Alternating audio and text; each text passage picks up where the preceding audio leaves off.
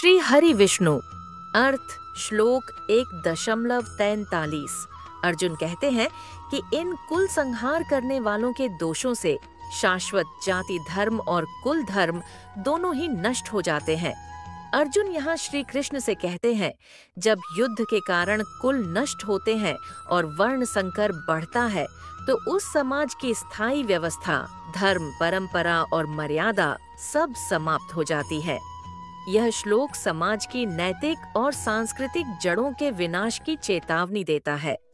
अर्जुन का हृदय अब धर्म संरक्षण की भावना से भर गया है, परंतु वह यह नहीं समझ पा रहे कि धर्म की रक्षा कभी-कभी युद्ध के माध्यम से भी करनी पड़ती है। यहीं से श्री कृष्ण का उपदेश आरंभ होगा। अर्थ श्लोक 1.44।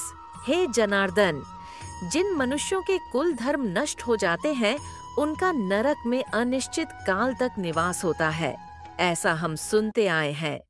अर्जुन यहाँ श्री कृष्ण से कहते हैं, हे कृष्ण, मैंने वेदों और शास्त्रों से सुना है कि जो लोग अपने कुल धर्म और परंपरा को नष्ट कर देते हैं वे मृत्यु के बाद भी नरक में भटकते रहते हैं।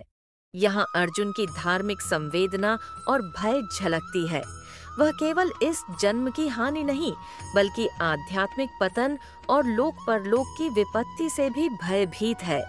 यह श्लोक अर्जुन के मोह, करुणा और धर्म संशय की चरम स्थिति को दिखाता है, जहां उनका मन पूरी तरह युद्ध से विमुख हो चुका है। अर्थ श्लोक 1.45। हमने तो बड़ा भयंकर पाप करने का निश्चय कर लिया है, जो राज्य के सुख के लोभ से अपने ही स्वजनों को मारने को तैयार हो गए हैं।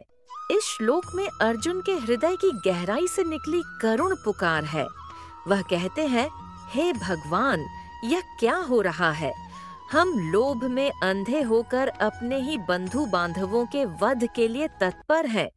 यह तो बहुत बड़ा अधर्म और पाप है। यहाँ अर्जुन का मन धर्म, विवेक और भावनाओं के द्वंद्व में डूबा हुआ है। उनका योद्धा धर्म और मानवीय करुणा परस्पर टकरा रहे हैं।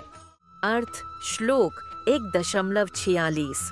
यदि धार्तराष्ट्र के पुत्र युद्ध भूमि में मुझे बिना शस्त्र उठाए और प्रतिकार किए ही मार दें, तो भी वह मेरे लिए अधिक कल्याणकारी होगा। इस श्लोक में अर्जुन की पूर्ण निराशा और करुणा की पराकाष्ठा व्यक्त होती है।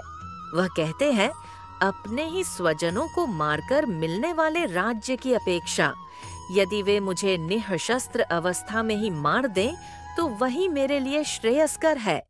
यहाँ अर्जुन का मन पूरी तरह मोह, दया और असंयम से ग्रसित हो गया है। वह युद्ध करने की सारी इच्छा खो चुके हैं। यही स्थिति आगे चलकर श्रीमद् भगवद गीता के दूसरे अध्याय सांख्य योग की भूमिका बनती है, जहां भगवान श्री कृष्ण अर्जुन को धर्म, कर्म और आत्मज्ञान का उपदेश देना प्रारंभ करते हैं। अर्थ श्लोक 1.47। संजय बोले, इस प्रकार कहकर अर्जुन ने रणभूमि में अपना धनुष बाण त्याग दिया और शोक से व्याकुल मन से रथ के भीतर बैठ गया। इस श्लोक में अर्जुन विषाद योग का समापन होता है। अर्जुन अपने स्वजनों के प्रति करुणा और मोह से भरकर युद्ध करने की शक्ति और इच्छा दोनों खो देते हैं। वह अपना धनुष बाण नीचे रख देते हैं, जो उनके कर्तव्य से विमुख होने का प्रतीक है। यह क्षण गीता के ज्ञान का आदर्श आरंभ बिंदु है, क्योंकि जब मनुष्य पूर्ण रूप से विचलित और असमंजस में होता है तभी सच्चा ज्ञान श्री कृष्ण के उपदेश रूप में प्रारंभ होता है।